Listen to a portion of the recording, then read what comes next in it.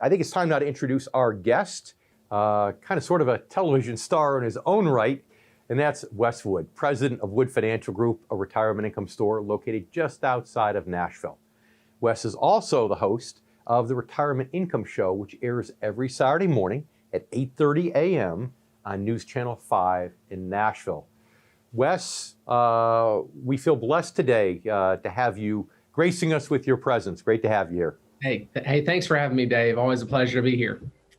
Hey, Wes, don't forget about me. You're here with me, too. Oh, and thanks, Jeff, as well. Yes. Hey, congratulations on your new show in Nashville. That is so awesome. So right out of the gate, I want to start asking some questions, though.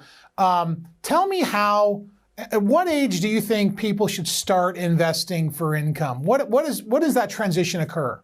Yeah, well, actually, I call it the transitional years. So typically 5 to 10 years away from retirement is a good time. You know, when the kids are out of the house, Social Security is right around the corner. A lot of people make the mistake from taking their savings and converting it to income once they retire, but really need to get it done at least 5 to 10 years before retirement, so you can make sure that the portfolio is now aligned with those goals to generate income. So that's typically what we want to do is during those transitional years.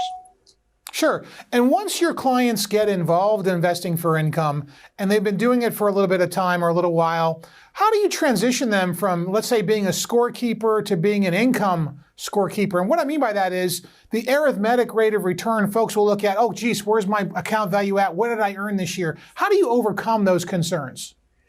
Yeah, I mean, really, it's just focusing on income. So once people, make the shift from growth to income, there is somewhat of a learning curve of understanding where their returns are coming from. But clear as day, right there on the investment statement that we use, it shows how much income they're generating.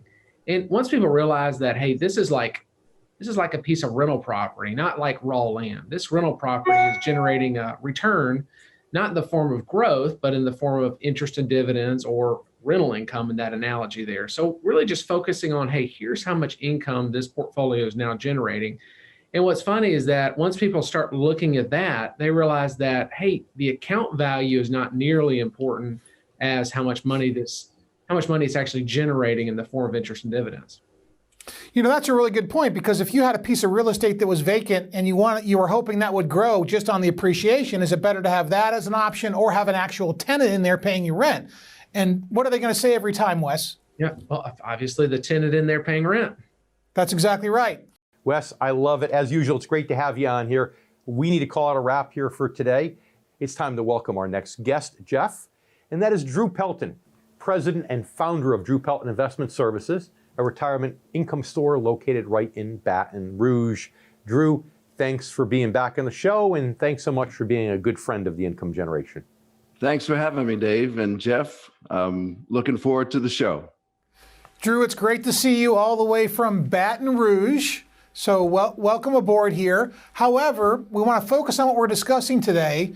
And we see a lot of clients that we work with have complacency issues, especially at these stock market peaks or based on the amount of money that we have. How do you deal with your clients and making them uncomplacent, let's say? Well, one of the big things I have found myself saying in my seminars, my presentations, and to people when they come in the office is, it's your money, it's your retirement, and it's your life. And you've got to embrace that and not be just going down the path of investing in the stock market only when the market's up, because too many people are complacent and too many people are thinking, oh, all is well right now, and they're really not prepared for the future. Great point, Drew. Inflation is in all the airwaves today. That's all we hear about inflation. We've seen gas go up $1.30 a gallon since the November election. How do we deal with inflation? How do you deal with inflation with your customers when you approach that issue? Well, there's got to be an investment strategy that includes growth, that includes predictability in income. And most of that has to do with not just being subject to the stock market. You've got to look at investments that are outside the stock market, bond and bond-like types of instruments that can give you the predictability and dependability of income. And then you've got to have some growth, assuming you're not taking all your money from dividends and interest, you're going to have some growth. So unquestionably, you've got to factor in all the numbers to make sure that you're getting ahead and you've got more money and more return than the monies you're taking out. Drew, thanks so much for being with us here on the Income Generation. We really appreciate having you back. Well, thank you for having me, both Dave and Jeff. I appreciate it. It's now time to introduce our next guest. Our good buddy, Jeff, Brad Williams, president of Brad Williams Financial Services, a retirement income store in Huntsville, Alabama. Thanks so much, Brad, for being back with us on the Income Generation. Oh, it's great being here, Dave. Thanks for asking me. Brad, it's great to see you all the way from Huntsville. I'm going to hit you right out of the gate, though, with this one. And so, does it make sense if you're taking out required minimum distributions or you're taking out income from your IRA in retirement, does it make sense to liquidate assets to do that? Well, no, it doesn't, Jeff, simply because when the market's going up, that would work real well. But when the market's going down, you're eating into the principal and you're basically having a cancerous growth on your retirement accounts. And so we also see a lot of issues, Brad, over here in Florida, and I know Dave has seen them, and you've seen them too, about making the right Social Security option. I saw somebody recently who was deferring their Social Security and taking out the same income from their portfolio, so they were cannibalizing. Has that ever run into you ever run into that before?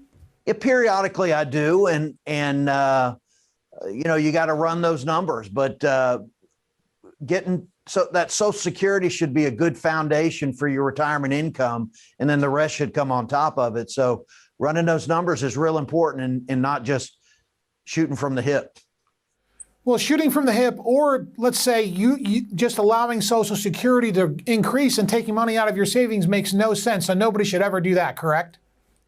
Well, as far as waiting on Social Security, you know, if you have income sources, but if what you're saying is waiting to take Social Security and then eating in your IRA, no, I would say, no, you shouldn't do that. Brad, thanks so much for being back with us again on the Income Generation.